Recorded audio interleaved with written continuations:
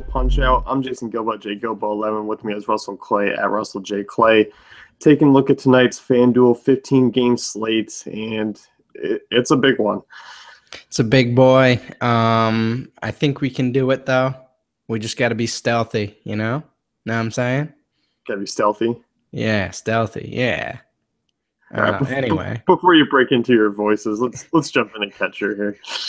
I mean, we're coming off of DraftKings, and things are kind of flip-flopped here. I mean, you kind of get some guys at higher prices that you don't really feel like paying up for, and we were kind of debating is, Sonny Gray guy you pick on right now. I think we both came into an agreement that GBP's, yes, it is, because he still carries that name hold, pitching name, and also McCann. I mean, obviously power from the left side there, and the way Gray's pitched. I mean, you can.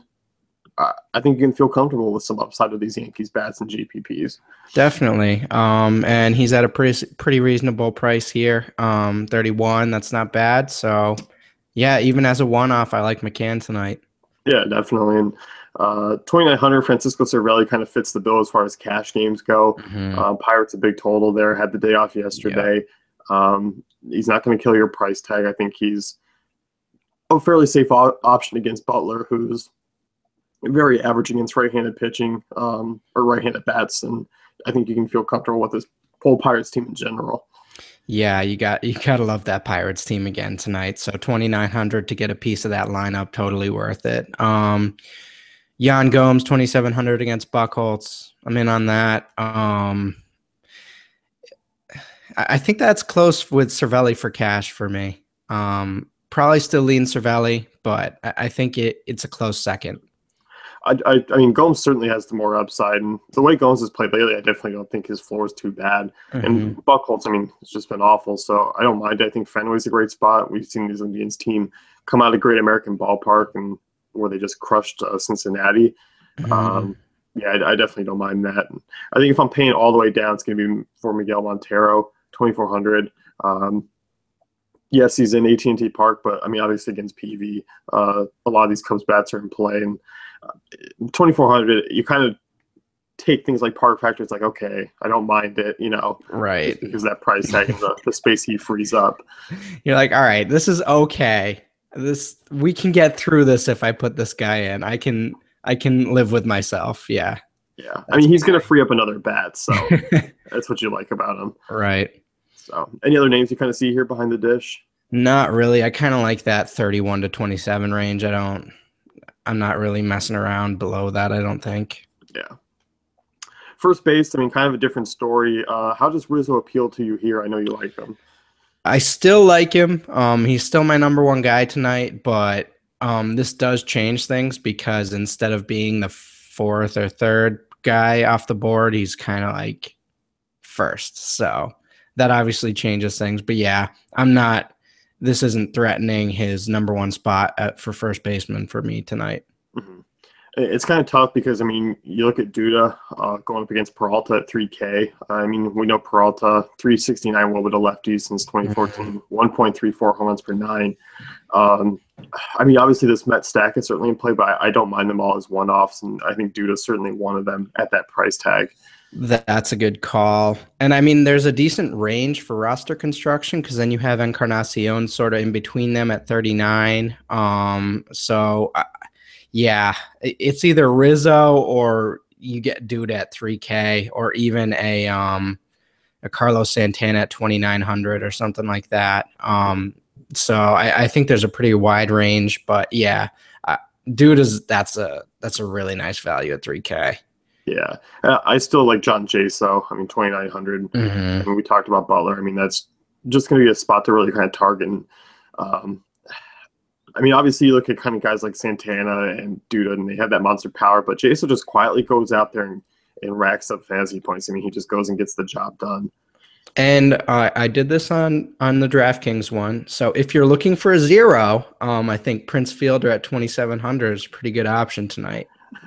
If you're playing low ball, yeah, take a look at Prince Fielder.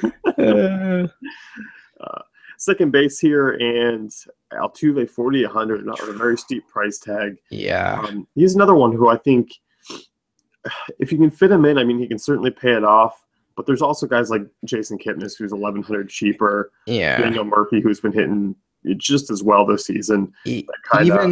Even Cano 700 less, I think is a much better value. So if we're looking strictly for value, maybe even in terms of cash, you're definitely going Cano over Altuve.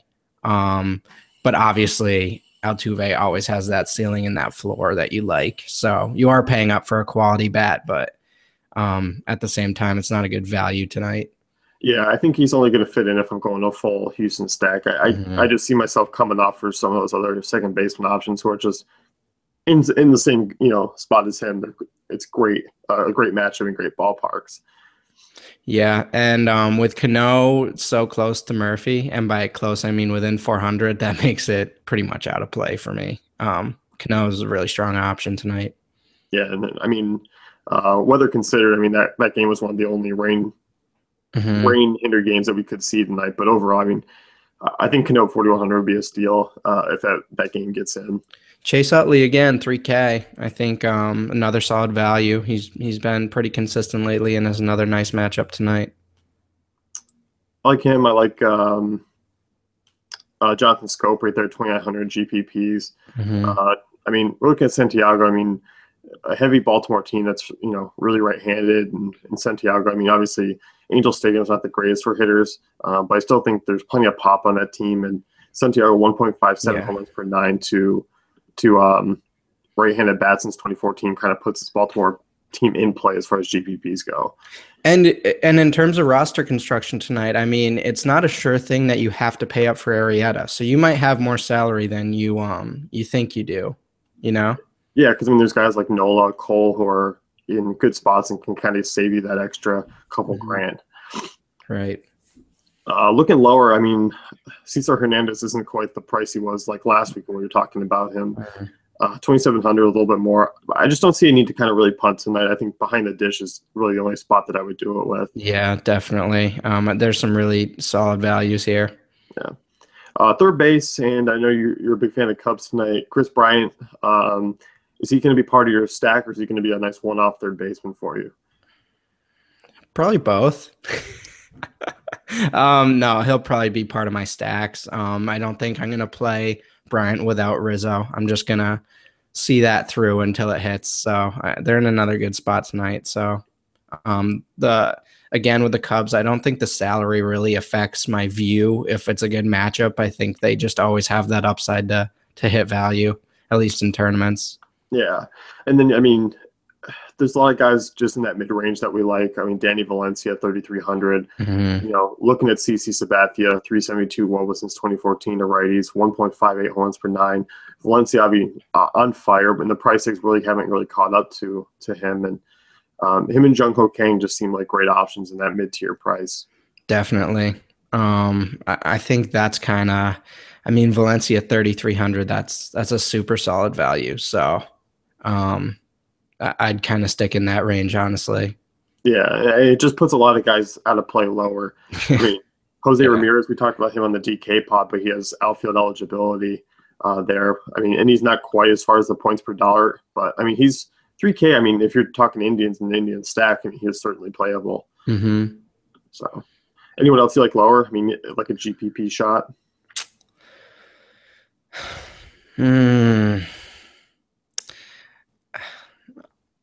I think I'm off the Justin Turner train for right now.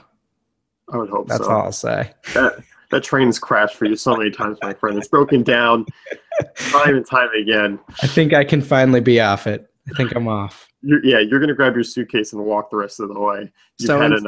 Instead of giving everyone a call, I just gave a non-call, the opposite of a call. Don't do that. It hurts.